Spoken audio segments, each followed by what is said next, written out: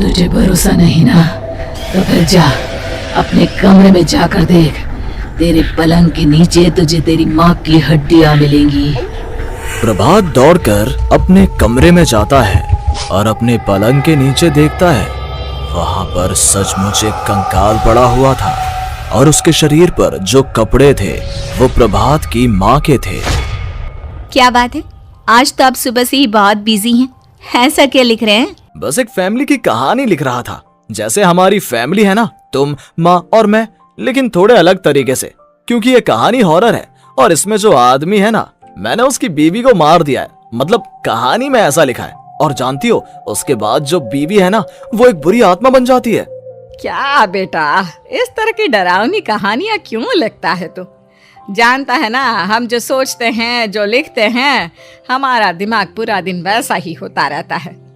माँ, परेशान होने वाली क्या बात है? राइटर हूँ मैं, मेरा तो काम है कहानियां लिखना। और वैसे भी ये सिर्फ एक कहानी है माँ, कोई सच नहीं है। उसके बाद कुछ दिन बीत जाते हैं। एक रात प्रभात को अपने ऑफिस से लौटने में देरी हो जाती है।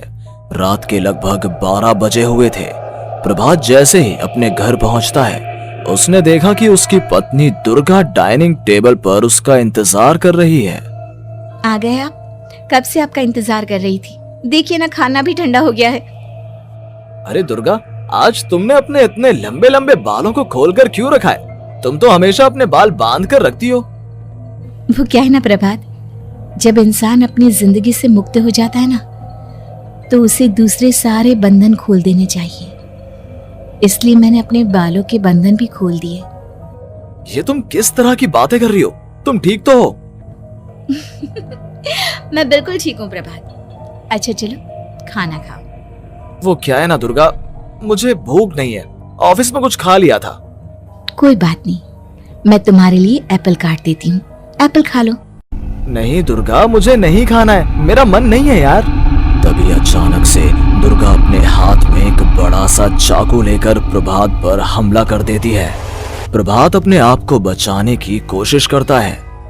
आज मैं तुझे नहीं छोड़ूंगी, तुझे अपने साथ लेकर जाऊंगी अपनी दुनिया में। ये क्या बोल रही हो तुम? तुम्हारा दिमाग खराब हो गया है। आखिर तुम हो कौन? दुर्गा अपनी गर्दन टेढ़ी करते हुए बोलती है। मैं दुर्गा हूँ, तुम्हारी पत्नी। ध्यान से देखो मेरी आंखों में। प्रभात बुरी तरह से डर जाता है और घबराहट में वो चाकू अपनी पत्नी के पेट में मार देता है। उसकी पत्नी की वहीं के वहीं मौत हो जाती है और उसकी चीख की आवाज सुनकर उर्मिला दौड़ते हुए बाहर आती है। ये तूने क्या किया प्रभात? तुमने अपनी पत्नी का खून कर दिया, लेकिन तू तो उसे बहुत प्यार करता था बेटा। तूने बहू को क्यों मार डाला? माँ, ये आपकी बहू नहीं थी, इसके अंदर कोई बुरी आत्मा घुसाई थी। मैं नहीं जानता ये सब कैसे हो गया, लेकिन वो मुझ पर हमला कर रही थी, मुझे मारने की कोशिश कर रही थी। माँ, मैंने कुछ नहीं किया। ये तूने क्या कर दिया बेटा? दुर्गा ने मुझे कहा था कि वो तेरी कहानी के उस कैरेक्टर की तरह एक्टिंग करके तुझे डराने की कोशिश करेगी। अरे वो तो तेरे साथ मजाक कर रही थी। हे भगवान, ये क्या हो गया? इसका मतलब दुर्गा। लेकिन माँ, मैंने जो कहानी लिखी थी उसमें भी ऐसा ही हुआ था। उस औरत ने अपने पति के साथ मजाक किया और गलती से उसके पति ने उसके पेट में चाकू मार दिया। मेरी कहानी सच कैसे हो सकती है? माँ, मुझे बहुत डर लग रहा है। अब ये सोच, दुर्गा की लाश का क्या करें हम? अगर गलती से भी ये बात बाहर फैल गई ना, तो तुझे पूरी जिंदगी जेल की सलाखों के पीछे रहना पड़ेगा।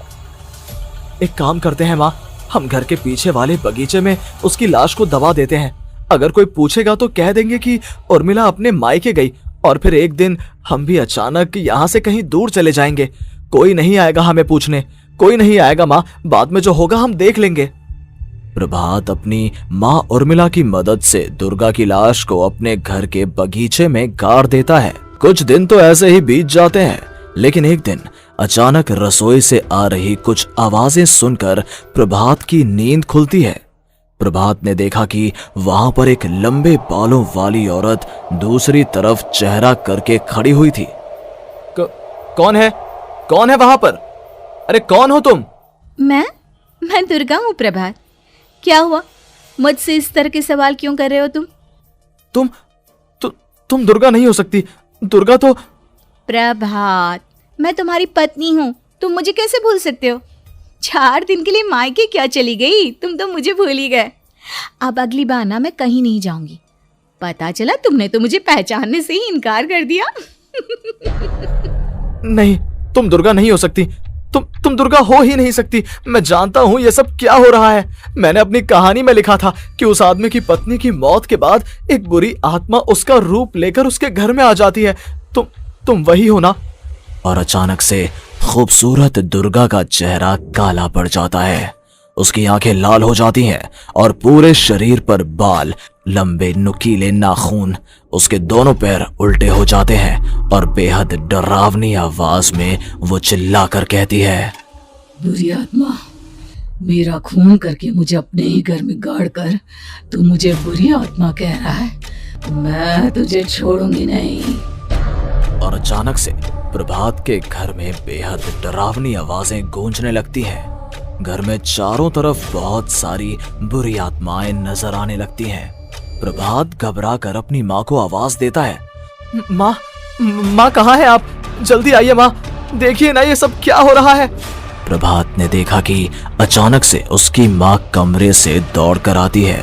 क्या हुआ प्रभात? और ये लोग कौन है? इन सब की गर्दन टेढ़ी क्यों है? इनके बाल खुले हुए। हाँ प्रभात, ये सब लोग तो मुझे मरे हुए नजर आ रहे हैं। हाँ माँ, ये सब लोग मरे हुए ही हैं और ये ठीक वैसा ही हो रहा है जैसा मेरी कहानी में हुआ था। लेकिन मेरी कहानी के हिसाब से तो आप भी। अचानक से उर्मिला का रूप बदल जाता है। वो भी एक डरावने साए की तरह बन जाती है और बेहद डरावनी आवाज में चिल्ला चिल्ला कर कहती है, मर गई तेरी माँ। जानता है, कल रात जब तू सो रहा था ना, तो मैंने उसके शरीर का सारा खून पी लिया।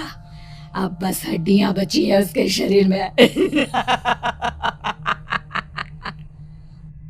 नहीं, ऐसा नहीं हो सकता, ऐसा बिल्कुल नहीं हो सकता। मेरी माँ नहीं मर सकती। तुझे भरोसा नहीं ना, तो फिर जा अपने कमरे में जाकर देख।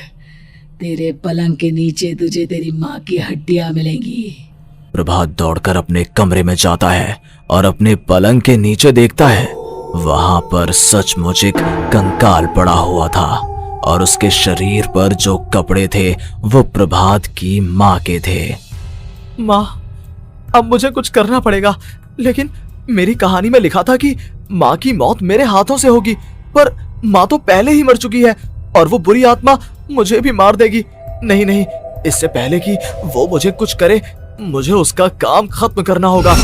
प्रभात अपने हाथ में बड़ा सा चाकू लेकर उस बुरी आत्मा पर हमला कर देता है जिसने प्रभात की माँ का रूप लिया हुआ था, और अगले ही पल वो नीचे गिर जाती है और उसके शरीर से खून बहने लगता है।